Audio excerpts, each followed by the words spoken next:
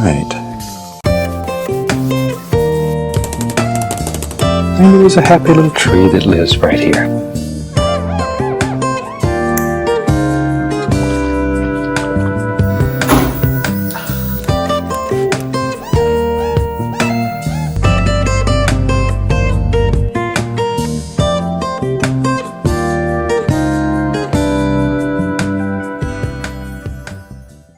It's coming up to 1 year that I made my first formal YouTube video on repairing and upgrading a Sony BVM D20F1. It's still one of my proudest moments in my CRT journey, and if you haven't seen the video, then please give it a watch. You'll never guess what program I used to make that video, and I'll save that little surprise till the end. Back in my old house, to save my spine, the 37 kilogram D20F1 never left its trolley, so when I took it out for a gaming session, it sat well within my field of view for my eyes to marinate in those bright glowing phosphors. Being in my new place where I had the luxury to game on a bigger set, the D20F1 went into hibernation for the past year. And before it went into storage, it was as tightly calibrated as it'll ever be.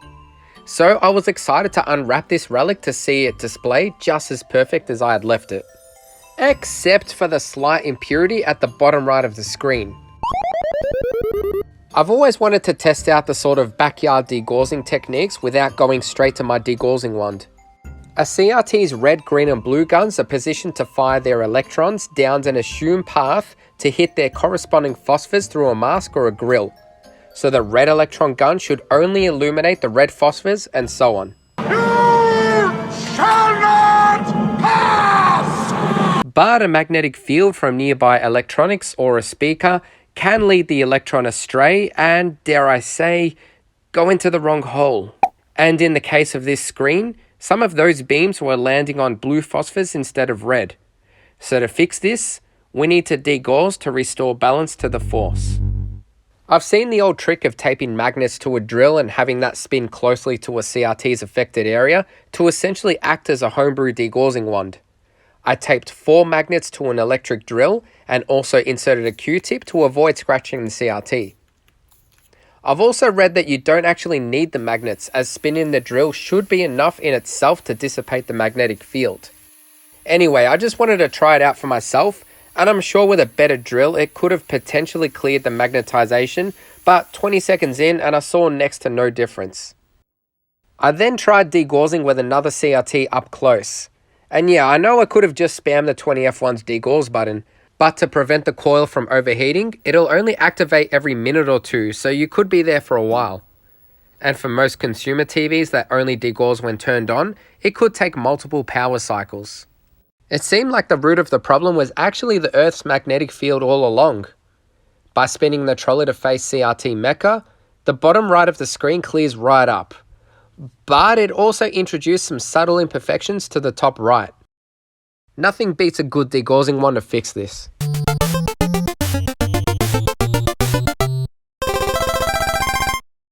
If the CRT looks this good at 76,000 hours, I don't know how much better it looked at 0. For context, that's a cumulative of 8.7 years operation time. I don't know the monitor's history, but with sharp focus and vibrant colors, I'm sure these numbers have to be attributed by either a tube swap or power on time without a source being displayed, which has preserved the phosphors. The A-series BVM separately quotes CRT turn-on time as well as total operation time, which combines CRT on and standby hours, which got me thinking if the D20F1 also counts standby hours. So I ran some tests with as many variables as I could think to see if any hours did accumulate in standby. It didn't matter how I put the monitor into standby, whether it was from a fresh power cycle and then off, or straight into standby when turning on the rear switch. Hell, I even tried running a source to the monitor while it was still in standby. The counter just never budged.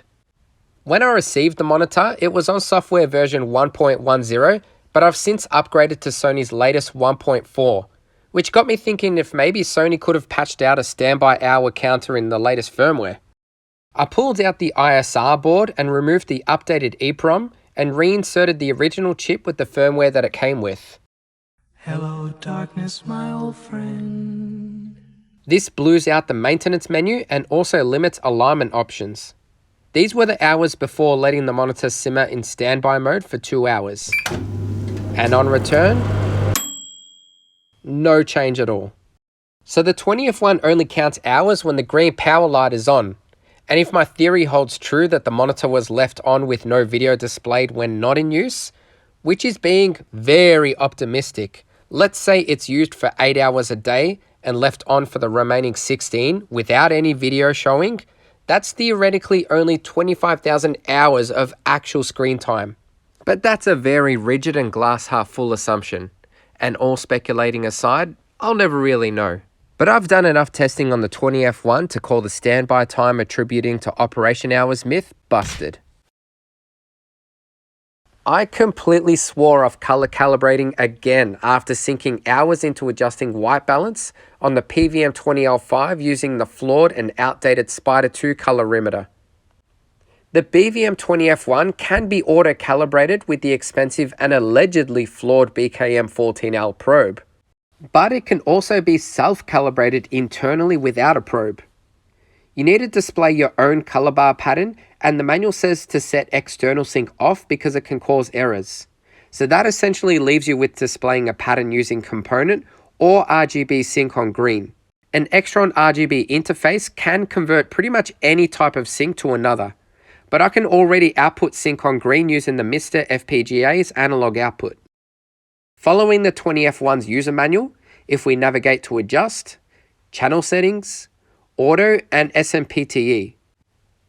I tried using color bar patterns using the 240p's test suite for the SNES, TurboGrafx 16, Sega Mega Drive, and even the limited color palette of the NES, but I couldn't progress past certain errors. The closest I got was using the Sega Mega Drive test suite with interlacing turned on.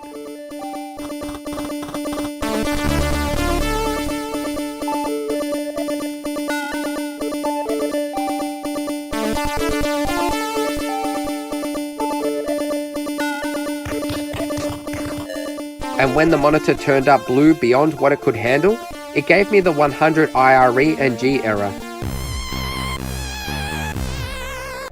I even tried PAL video, but it bombed out even earlier. I didn't want to spend so much time progressing past this point because honestly, to me the BVM's colors are spot on, so I don't feel like I'm missing out on anything. But if anyone wants to give this a go and can successfully calibrate the monitor, please let me know in the comments what hardware you used. The BKM-21D is an optional add-on card with analog input, with either 3 separate composite video, a single component video, or RGSB, better known as sync on green. By putting an Extron interface like the 580Xi between the console and BKM-21D, it'll combine external sync to write on the green input. It'll also take SDI with an active digital converter, but can only display 480i, so I've always ignored the format altogether. All connected inputs must have 75 ohm termination on the outputs, otherwise the screen gets washed out. Unless you output to a second monitor which takes care of the termination. These aren't that expensive to buy, but I needed one on a whim, so I knocked one up with a male B and C connector and a 75 ohm resistor. And they can technically be made without a soldering iron, and of course that's not ideal, but all you really need is a stripped male RCA cable and twist the ground and middle pin wires onto each end of a 75 ohm resistor. The BKM-21D service manual states that the monitor needs to be on software 1.4 for boards with a serial number higher than 2,100,000. So if I'm on the latest firmware, it doesn't answer why both of my input cards have trouble displaying composite video in PAL 60Hz. At least on my DVD VCR combo. And if I output through component, which only works for DVDs, it displays just fine, and the DVD combo definitely shows in color on my widescreen Grundig. To make sure it's not an issue with all 60Hz vertical frequencies, I tested the Nintendo DS which outputs NTSC in full color. A PAL copy of Dragon Ball Z Budokai 3 has a hidden PAL 60Hz option by pressing all 4 shoulder buttons at the language select screen. And yeah, I know that it says it's switching from PAL to NTSC, But if I run the video straight into the FrameMeister, it's telling me the signal is definitely PAL 60 Hz. If I switch from PAL 50 to 60 on the BVM, I do get color if I go back and manually select PAL in the input configuration settings. With its inconsistent behavior to properly display PAL 60, the problem is either down to the BVM or both composite input cards have the same issue. I tried resetting one of the cards to factory, but that didn't work. In fact, it just froze the monitor. So I went on a cap hunting spree and wrote my own capacitor list and made a note for those caps without the black stripe, which are non-polarized. I was only going to recap those that read bad on my Atlas ESR meter, but halfway through testing, only really one read within tolerance, so I just ordered all caps as well as those on the BD1 add-on board, which was going to take at least a week to arrive. Without the BKM-21D, this monitor would be limited to component and RGB. But even with these cards, I still don't have a way to input S-Video, and I did cover passively converting S-Video to composite on the 6041QM. But the end result was an inferior picture to composite, and I've been down a crusade to find a lossless transcoder that'll output RGB when fed composite or S-Video. There's plenty of valid scenarios to transcode these lower fidelity signals into RGB, even if the end result is still a composite or S-Video signal quality within another color space. Anyone who's owned a GBS or an OSSC knows exactly what I mean. These scalers can only receive component and RGB, and if you also have a monitor that only accepts these signals, then transcoding is a must if you want to play an unmodified NES, N64, or a 3DO to name a few consoles. Keep in mind though that transcoding won't perform miracles by giving you RGB quality, and a good transcoder should essentially just spit out the same quality signal, just into a different color space. So for a convenience freak like me who just wants to turn on a console and have it seamlessly incorporated into my auto RGB switching setup, this is definitely something I need. The Sony YR421 is an S-Video to RGB transcoder that was only sold in Japan, and it has a hardwired JP21 connector to which I converted to Euroscat. Using the Sony transcoder lets me incorporate S-Video into my setup on any one of my RGB capable CRTs. It runs on 100V AC, same as my Japanese FZ1 3DO console. So I just power both units simultaneously with a step-down transformer. It's also got a set of picture and color adjustment dials, but they're not so accessible given where the device normally sits. This device was reviewed by Lewis from Zez Retro, as well as Bob from Retro RGB, with special guest Volta.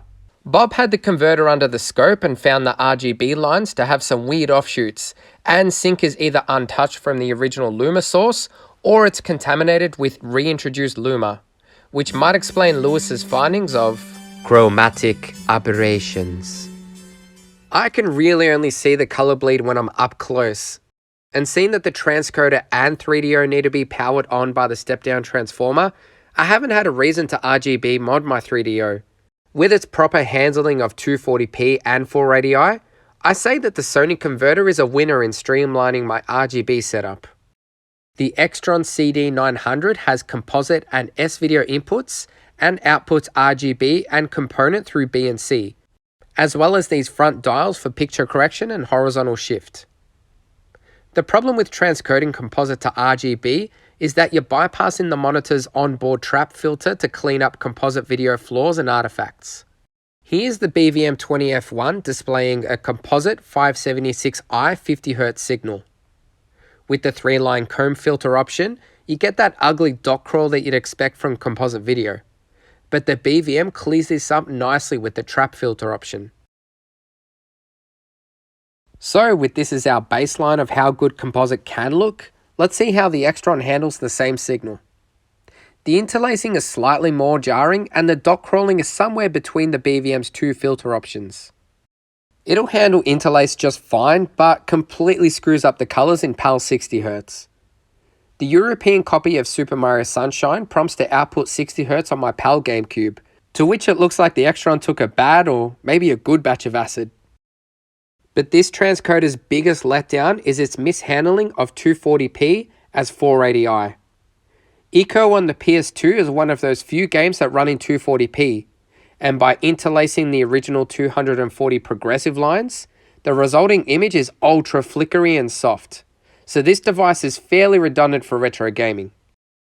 Next up is the OSSC add-on board that a friend lent me for review, which on the surface looks like it's an analog-only version of the RetroTink 2X, because it takes composite and S-video and outputs component or RGB through SCART. Output resolutions are the same as the old RetroTink 2X, with line doubled 240p or Bob deinterlaced 480i to give 480p, as well as a smoothing option, and resolution pass-through transcoding, which is what we want. Seems pretty perfect, yeah? Well, remember the SCART picture adjust box that I also reviewed? You know, the one that re-interlaces an interlace signal? Well, they could be using similar chips because while it'll transcode 240p rather well, it interlaces the crap out of 480i. It does much the same to PAL 50Hz, but wait till you see what it does to PAL 60. It actually appears to downscale to 240p. Damn! What I see and what the camera captures are fairly close, and pretty much only the active field of scan lines persists each frame, whilst maintaining a tiny bit of flicker only within those fields.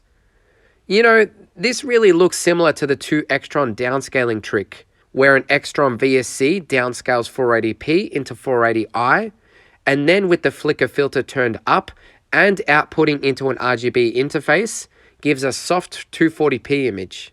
I tried running through the FrameMaster to tell me exactly what the video signal was, however this is how it read the muffed up sync. I guess this device is really only useful in 2X mode, but for the purpose of using on a 15 kHz CRT, I honestly can't recommend. This last transcoder is also an old RetroTink 2X knockoff, with composite, S-video and component input which outputs to HDMI.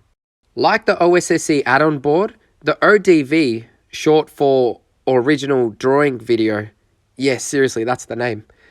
It outputs in line doubled 480p, 480p with smoothing, and source resolution pass-through.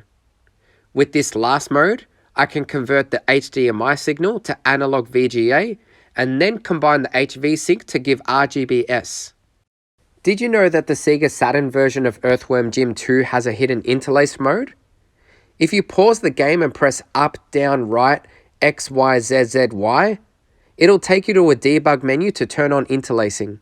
Although it's a little flickery by not actually increasing vertical resolution, I just needed to test if an interlaced NTSC signal looks the same as when I display it directly to the BVM in Composite, without the jerky re-interlacing of the OSSC add-on board. And yep, transcoding an interlace signal looks just fine. Same goes for PAL 50Hz, and up close, it's not without some dot crawl. And just like the other composite to RGB transcoders, color in 60Hz is another shit show.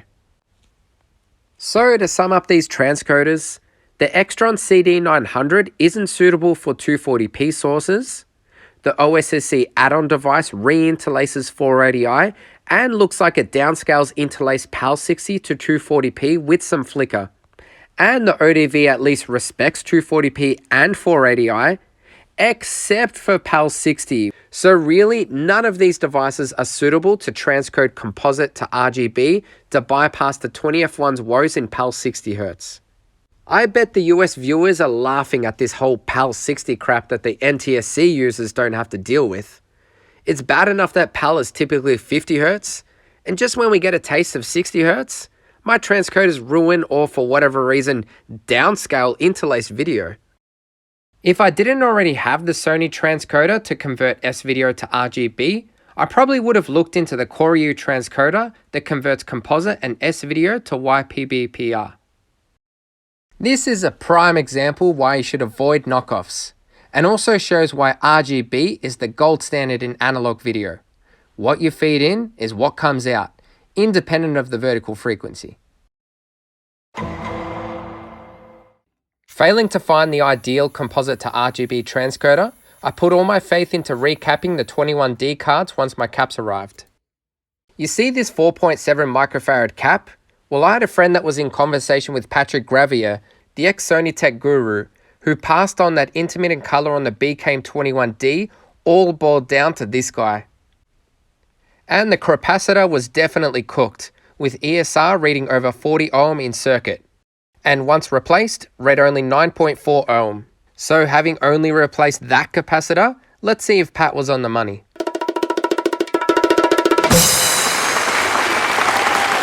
I never doubted Pat's experience, but how he pinpointed that one cap out of 50 is just downright amazing. I decided to follow through with recapping the rest of the board, seeing the majority also tested bad. I twisted each SMD cap to pry them free from the legs, where I found electrolytic residue underneath. I dabbed some fresh solder onto the pads and scraped away the legs with some tweezers. Then removed the old solder and cleaned up the residue with a Q-tip soaked in alcohol. It took some trial and error to find my best approach to soldering each cap, and seeing a lot of them were in a tight spot, I had an easier time tinning the pads, then heating up one side to introduce the cap. After sliding it in, I soldered the opposite side while pushing down to rock the cap in place, reflowing each side until it sat flush on the board. All in all, this took me over 3 hours. But man, was it worth it. Composite looks clean and gives me no trouble displaying any color. This was more tedious than I anticipated. I'll leave the other board on my workbench and probably just chip away at it over a few sessions. But let's at least see if Pat's lightning could strike twice by only changing that one cap. This was borderline out of tolerance for a 4.7 microfarad 35 volt cap, reading 31 ohm in circuit, whilst the fresh cap read 7.3 ohm. And Pat was right again. Say my name. Savon Pat. You're goddamn right. With a refurbished 21D card to complement the other recapped boards, the BVM D20F1 once again proves why it's a strong contender to be the king of 4x3 standard def. The colors, focus, geometry, all work in unison to make each game look heavenly.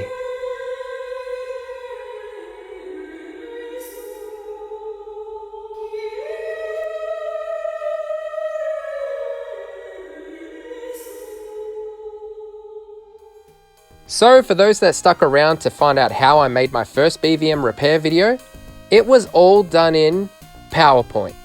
Yep, that's right, PowerPoint.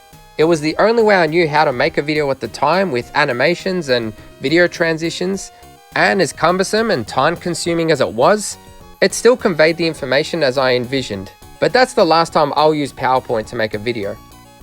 Seeing how much I miss these sweet juicy scan lines, I'll be taking full advantage of the trolley and store the Sony BVM D20F1 somewhere inconspicuous, so I can easily wheel it out whenever I want a game on the sharpest and most tightly calibrated set that I've ever had.